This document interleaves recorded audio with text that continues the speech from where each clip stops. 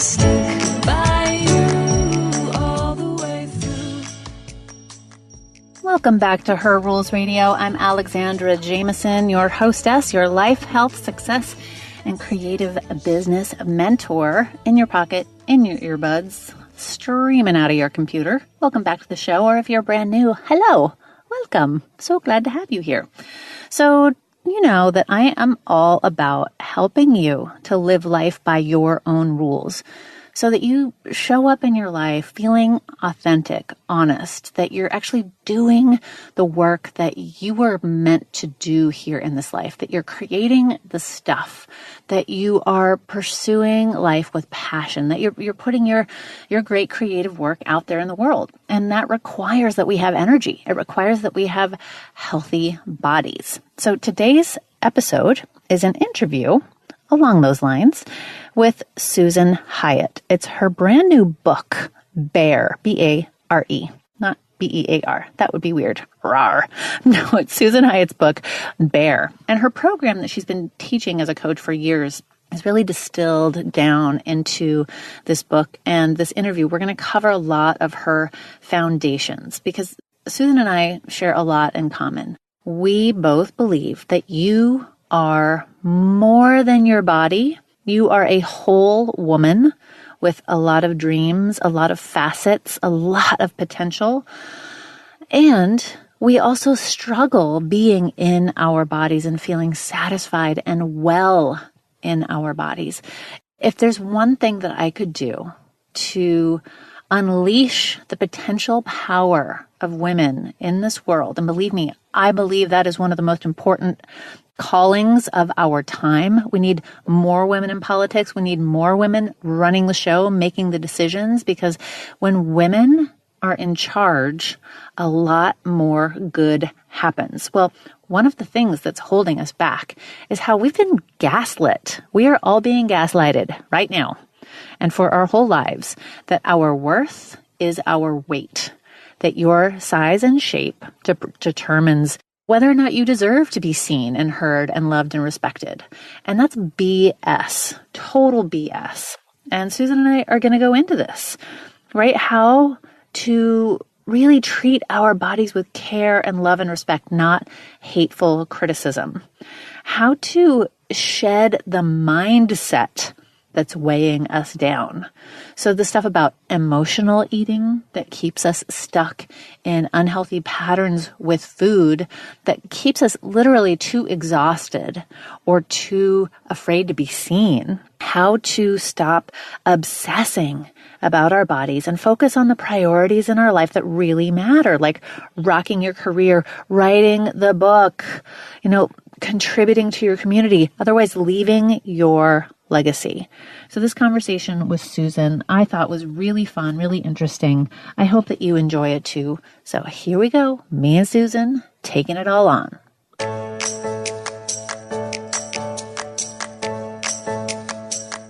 Susan Hyatt, welcome to Her Rules Radio. Thanks for being here. I am so excited. As you know, I have been a fan of yours for a long time. So this is a delight. It's pleasurable. It's great to have you. Well, we are talking about pleasure today, which is perfect because, March is a good time to focus on self-pleasure. Yes, and absolutely. We're talking about your new book, Bare, B-A-R-E. And you have been a coach for a minute. Yeah, almost 12 years. Awesome. And tell us how you got into coaching specifically around the topics of Bare, around body transformation and like your own journey with body and self-acceptance, etc. Yeah, sure.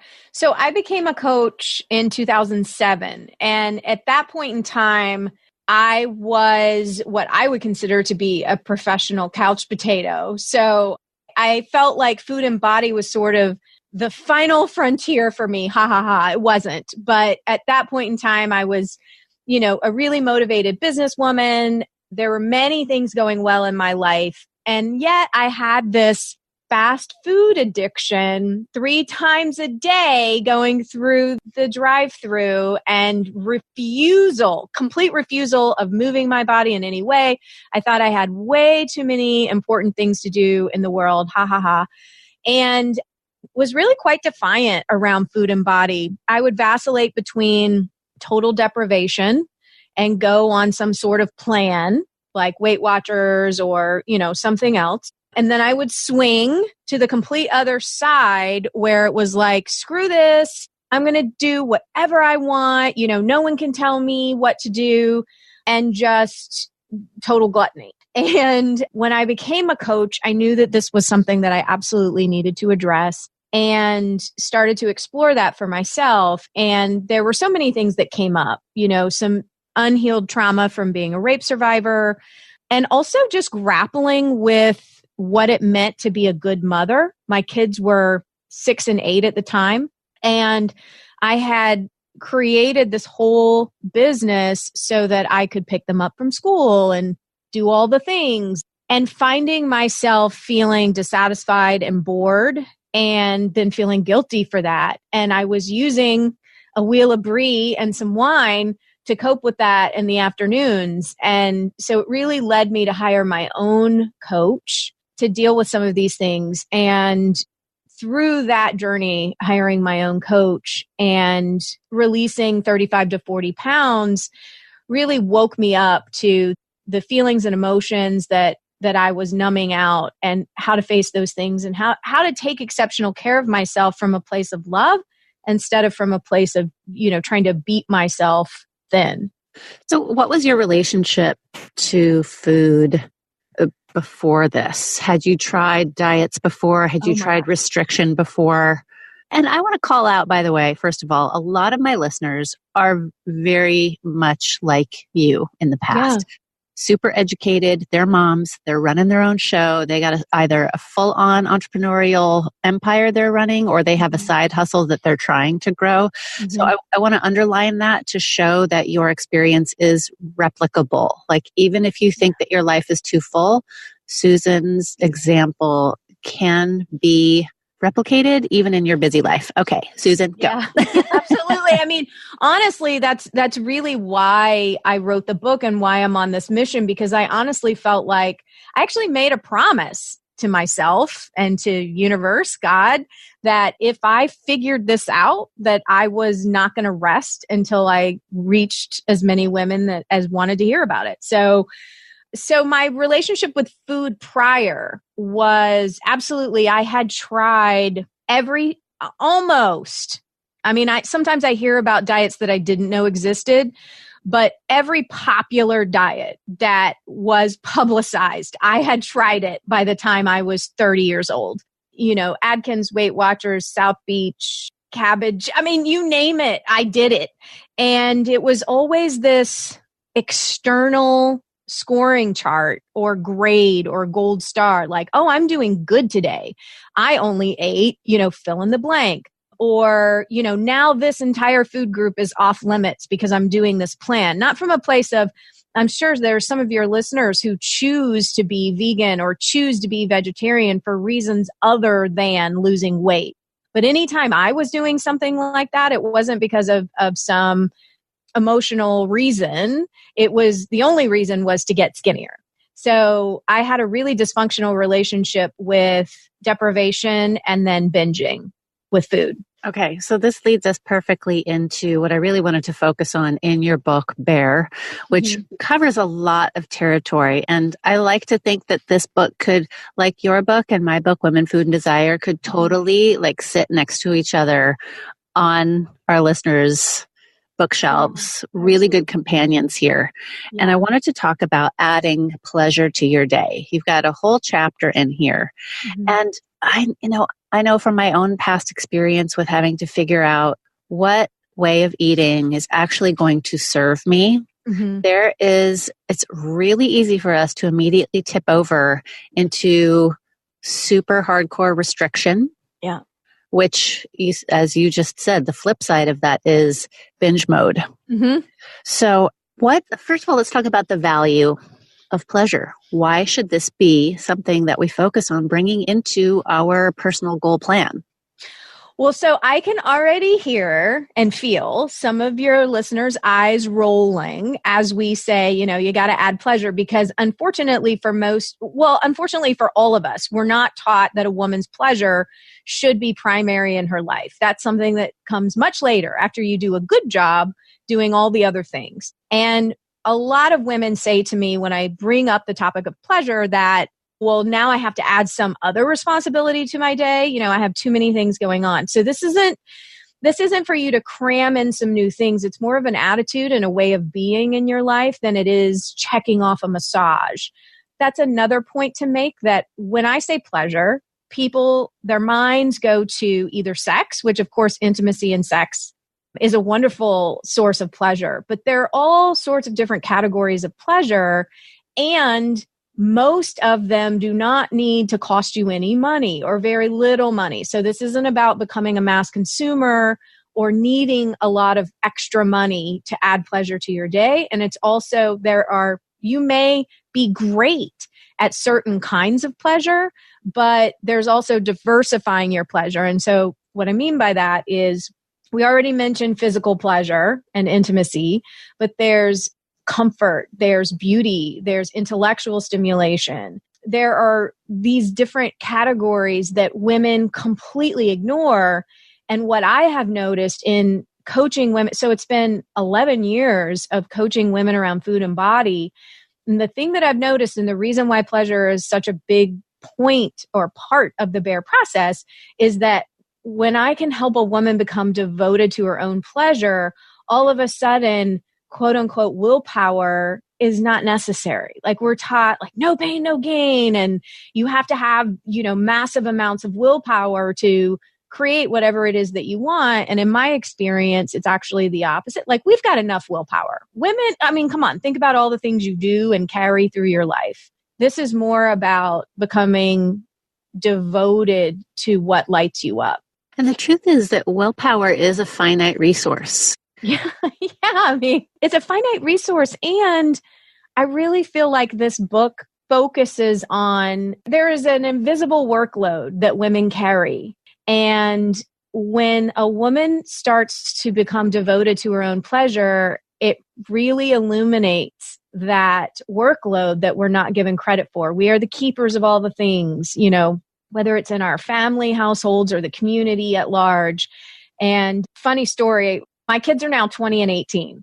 And my son, Ryan, who's 20, I often joke that I've raised Ferris Bueller. I mean, he is definitely notorious and has been quite a handful and a joy to raise. But when Ryan was little, if he got mad at me, he would say, I'm not speaking to you. I'm not talking to you. And I would always joke back and go, do you promise? And for how long? Because please, I need a vacation.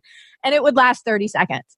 And so recently he was really irritated with me about something, and he texted me that he wasn't speaking to me. And I said the same thing. Oh, really? Do you promise? And so I noticed, because he wasn't quote unquote speaking to me, that my husband all of a sudden became the point person. And he was getting all the texts every day. And he very sheepishly came to me and said, so Ryan is going to have his wisdom teeth out, and we need to know where his vaccination records are. And I died laughing, because I was just like, of course you two don't know where his vaccine. Of course, I'm the keeper of all the things. And it's just one little example. So this was so brilliant. I have to a shout out to my husband, Bob, because he actually did the legwork to go out and find this thing. He had asked me, he's like, am I doing my fair share around the house? Because, my son splits time between our house and his dad's house. He's like, I feel like you do all the kid stuff. And I know I'm just waiting for you to tell me what to do, how to help. And so we went out and found this woman who had illustrated this really amazing, comic strip about how a lot of partners, whether it's male or female partners, are kind of waiting for the mom figure to tell them what to do. Right. Which is helpful, yet it still puts the mom figure of the household in the manager position. And the manager still has to then use part of her precious willpower every day to then know what needs to be done so that she can delegate, which still puts her in the spot of having to keep track of every single toy and sock, which we just magically know where they all are. It's remarkable. Right? So Exactly. And that's such a great point. It's like, even if, because, my husband, when we used to earlier in parenthood get into this tit for tat of who did more, that's the point of the invisible workload of women. Even if you have a partner who's ready, willing, and able, it's typically the mother figure who is the manager of all the things.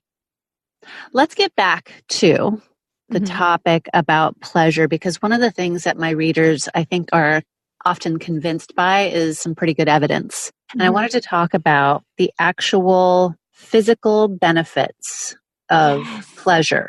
Yes. And when we talk about pleasure, again, I want to underscore what you said, which was instead of taking your dog for a walk to the convenient, back alley that's just concrete, like taking your dog on a walk down a nature trail that may take, I don't know, a few extra minutes. Like just thinking about the ways that you can make life more pleasurable for you, putting your pleasure as a priority. So what are some of the physical benefits of pleasure? Yeah, I'm so glad you're asking this question, because most of my clients are super practical women, and they're like, well, what's it going to get me? Okay, this pleasure sounds nice. And actually, our bodies are wired for pleasure. So when you engage the body in pleasurable activities for you, right? So it's important that you understand what brings you pleasure, which is a whole process to explore. But when you are engaging in those things, cortisol levels drop. Your metabolism speeds up. Your body, the brain is able to communicate to the rest of the body so that everything operates the way that it's designed to operate. So it's not this little airy-fairy magical foo-foo thing. It's actually your body is designed to experience pleasure, and it requires it. And if you aren't experiencing enough pleasure, like I wasn't, you start to seek out pleasure in destructive ways. And food, unfortunately, is the thing for food and alcohol for most women. I mean, shopping was a close second for me, but there are lots of things that we do that are destructive when we're not being devoted to our own pleasure. And so, they're like little things, like you just mentioned, walking your dog through a beautiful park instead of the back alley, or sitting by the fireplace with a cup of tea. I mean, it just takes a little bit of time throughout your day to have simple pleasures. Yeah, I even encourage my clients, because a lot of them work in an office setting. How can, bring a beautiful, soft blanket to your desk to have draped over your chair so you can wrap it around you or have it across your lap, or a beautiful china cup instead of the mug from right? See, we both got our favorite cups with us. Yeah. Those little things, having a green plant or fresh herbs growing on your desk, like those little things. Look at how you can dress up your life. Now, one of the big questions that I've gotten, and I'm sure you get this also, and you talk about it in the book a little bit, is how we immediately then go to, okay, well, food is my main source of pleasure, so I'm just going to go out and get like a bunch of donuts because that's my quickest path to pleasure, Susan. Right. What do you say to that? I say to that, that's an easy fix. And it's understandable why a lot of people go to that, because it's quick, instant gratification. However, what I would love for you to do is explore, is it really pleasure after, so many bites? Because later, typically if you're tuning into your body, it doesn't feel so good to have 6 donuts on a Sunday morning. And it doesn't feel so good when you get to the bottom of the bag of Doritos, even though the first couple bites might feel delicious. And so I would say, nice try. That's not the kind of tuning in that needs to happen for you to experience the kind of life you want to have. Yeah, so it's like the value of enduring pleasure versus junk food, quick fix pleasure. Yeah, I mean, real pleasure is, right? If you're looking at the different kinds of pleasure, will do different things for you. So if you're feeling dumbed down, so to speak. You might really crave watching a really interesting TED Talk online, or a great book, or been visiting your family where they live is strip mall after strip mall after strip mall. You might really enjoy walking through your downtown and experiencing some actual architecture. I mean, it's really designing and curating what you see through all your senses. Mm-hmm. And in my opinion, one of the greatest areas of pleasure that's missing from most women's lives is touch. Yeah. Physical touch. Touch and pleasure. It's so human, but we discount it so readily. Why do you think that is? Well, I have this is why these cuddle cafes are so big right now, because people aren't getting enough physical touch. I think as a society, we're becoming more and more connected online, but more and more disconnected in actual real life. And so the kinds of in-person relationships that people are having aren't as intimate. And then also, I think if you are in a family or an intimate relationship, I think a lot of women are so busy with that invisible workload that any kind of physical touch, it's like, don't touch me. Like, I'm busy. I've got too much to do. Or they feel there's an ulterior motive coming where it's like, I just want to hug and be touched. I don't necessarily want that to lead to sex right now. Yeah, that's a tricky one. Rather than talking about couples and romantic intimacy and sex, let's talk about solo pleasure. Yeah, absolutely. And now I interviewed Dr. Christian Northrup last year, and she's trying to get me and everybody else to stop saying masturbation, because the root of the word masturbation is self-defilement. Oh, I did not know that. I know, right? So she's encouraging us all to use the term self-pleasuring instead, which I'm totally cool with, but I have to explain it. So was that part of your own journey? Is that part of the coaching that you do with women around self-sensual pleasure? I absolutely encourage it. And I think, like, to your former question, I think that self-pleasuring, I was raised Catholic. So that was a absolute no, and, guilt-ridden if you did. And so I think there's so much to a woman reclaiming her power and reclaiming self-pleasuring as part of that absolutely, I talk with a lot of women, a lot of my clients about it, that it's an important part of our lives and something that needs to be happening. Because, I mean, most women that I work with haven't even actually ever looked at their vagina. Like, they don't know what it looks like. In fact, there's a beautiful thing going around Facebook right now, and it's I think it's like it was a photography contest about childbirth, and the photos were very real. And there were so many women on the thread saying, "Oh, I'm crying seeing this. This is so moving. This is so beautiful." And so many different women saying, "I actually had no idea what it looked like down there." And so I think a huge part of pleasure and self-pleasuring is being willing to look at yourself and being willing to touch yourself in a way that feels good. Yeah. There are a lot of personal, very deep, sometimes old traumas that we associate. You were open in sharing about your experience. So many women who are listening right now have either been raped or sexually assaulted in some way. And so they may have a very good reason for being cut off from self-pleasure or from their body in that way. And I know that there are some coaches who specialize in that, trauma-informed sexuality and sexual enhancement. So I just want to shout that out, that, if you have a past of sexual trauma, that this may be particularly challenging, but there is help if you choose to go down that path. Now, one of the things that I love about your book, Bear, is that each chapter has some really great reflection questions, journaling prompts. And to kind of sum up the pleasure topic that we're on, you talk about coming up with one way that you can make your morning feel more pleasurable, coming up with one way that you can make your bedtime routine more pleasurable. And it goes on and on from there. And I love that. Just one thing. What's one thing you can do to make lunch more pleasurable? Right. Yes. We often think that it has to be like revamping my whole life. Exactly. I know. I mean, so many women are like, I just heard Susan Hyatt say we need to do such and such. And then it's like, we're going to redo our whole lives. I'm like, no, no, no, no, no. Don't go that route because you won't do anything. Like, let's just pick one tiny move. That way lies madness, as they say. So the very next chapter, which I so appreciated, was eating with attentiveness. Yes.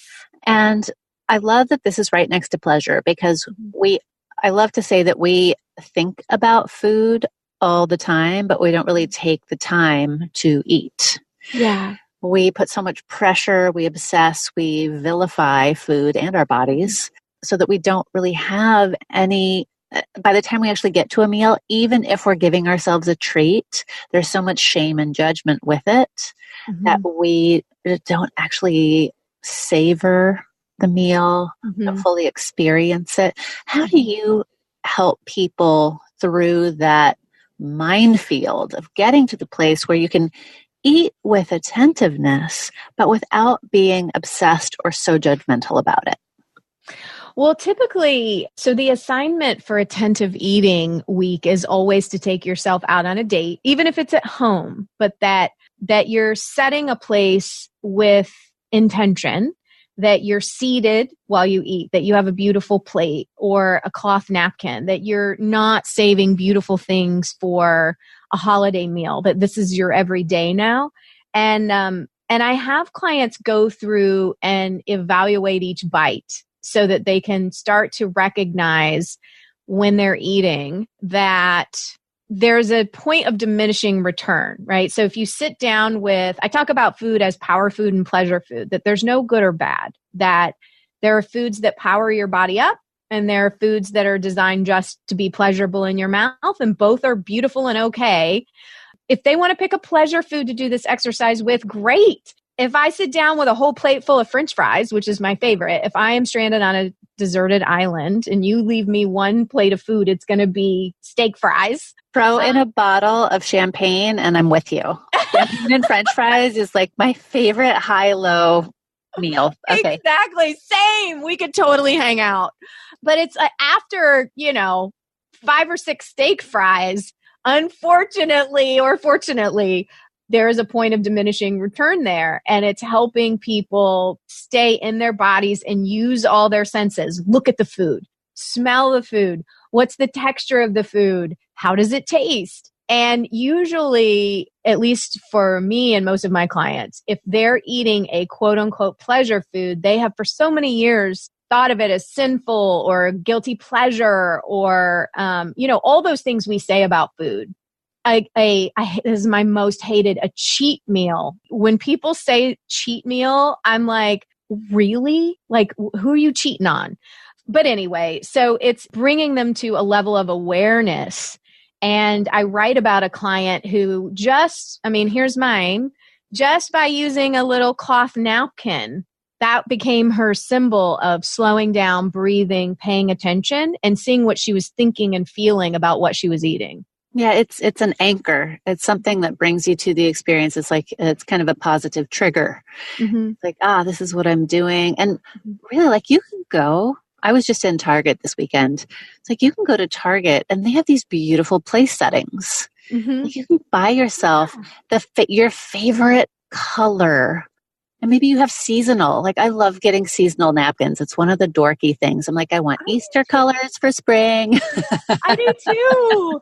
I love it. And like you're saying, many of the suggestions I have, you could go to Goodwill and find china and linen napkins anytime in there, really. Yep. I'm such a fan. Oh my gosh, you and I have so much to do. We're going to have French fries and champagne and go to Goodwill together. That is like my dream day.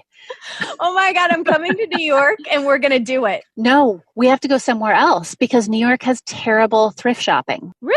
Yes. There's 3 places to go and they're all super, super high end. Oh, so it's not real. Yeah. No. Every time I go to the South, Arizona and LA, best thrift shopping. Okay. So, I know. It's crazy. We're a little off topic here. It's okay. Well, I want to go back to what you said about cheat day. Yeah. Because this really underscores, I think, the importance of the language that we use.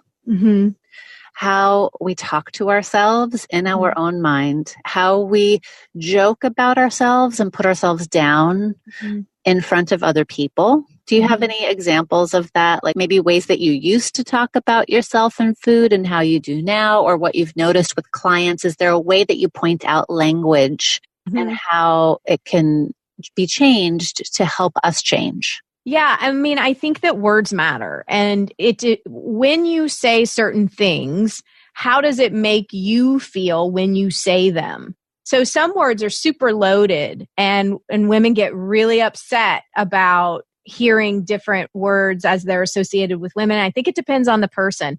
But for me, there's a word that I used to use to talk about myself, crazy. And it's like, actually, that's a terrible choice of words.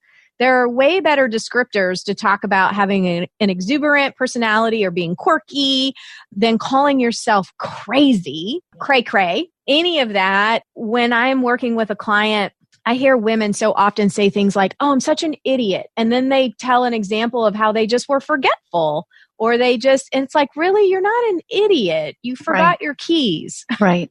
It really, it speaks to something we talk about in positive psychology, black and white thinking. You're either perfect or you're terrible. That's the dichotomy that we get into thinking, which really makes it so hard for us to succeed because goes into that perfectionistic mode. Right. And we're either binging or we're super restrictive. It's that all or nothing. Yeah. And so the sense that I got from your book is that you, like myself, one of my main forms of pleasure is humor. Yes. Like funny movies, people that make me laugh, that is a form of pleasure that requires us to be a little bit more compassionate, I think. I'm not into the mean-spirited kind of humor, just doesn't do it for me. I'm not either. I can't watch comedians or movies where it's like dark humor or, mean. I can't. Sarcasm. Yeah. A little, not much. Yeah. So having that sense of humor with and for ourselves as part of this pleasure and bear process. Like it came through your writing and it's coming through in this conversation that's a value for you. Absolutely. I mean, fun is a major value for me because I spent so many years being so perfectionist, like you mentioned, and so like driving myself so hard with not a lot of pleasure that fun is freedom and fun are major values of mine. And there are certainly many things I do that aren't so fun, like that you got to do, but fun is, I try to bring an energy of fun to really everything that I do and having a sense of humor. Like if someone can't laugh or find the humor in things, we're not going to get along well.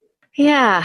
I know that everyone has a different sense of humor, but requiring everything to be a certain way, for me, takes the joy and the juice out of it. Right. I mean, there's so much hilarity happening around us all the time that it's just, what are you going to do? Like, you got to laugh. If we can't laugh, what do we have? Crying. That's it. That's right. We have crying and no French fries. That's what that doesn't sound like a world I want to live in. Okay, Susan, so your book, Bear, people can go and find out more about it and the work that you do. Give us the URL. letsgetbear.com. Let's Get Bare, BARE. Yeah. .com. Awesome. And I really appreciate you being on the show. Thanks for spending time with us today. Hey, thanks for having me. It was a pleasure.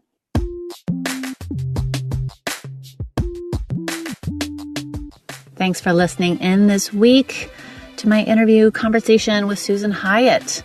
So listen, if you love the show, please do me a solid. Go on over to iTunes, leave a review, or subscribe if you haven't yet, or click on share this podcast. Grab the link, share it with friends and family in an email or on social media. We really appreciate you helping to grow this show. So a great review from you, just a few words of what you enjoy about this show, it really does help, and I would deeply, deeply appreciate it. And I also want you to be sure to head on over to herrulesradio.com, check out the blog, and check out my brand new coaching offerings, the Rich Creatrix Immersions. These are super powerful, short, laser-focused coaching programs with me to help you get clear on your passion, on your project, on the legacy that you want to leave, how to launch it, how to prepare it, how to put it out there in the world so that you can make a prosperous existence out of this passion that you have. This passion in you that is really calling to be produced, created, shared in the world. Couple of different offerings. I want you to check it out. Go on over to herrulesradio.com. That'll lead you to my personal site, alexandrajameson.com. Check out the blog. Check out the Rich Creatrix Immersions. I cannot wait to share it with you. And I'll be back here with you next week. Mwah!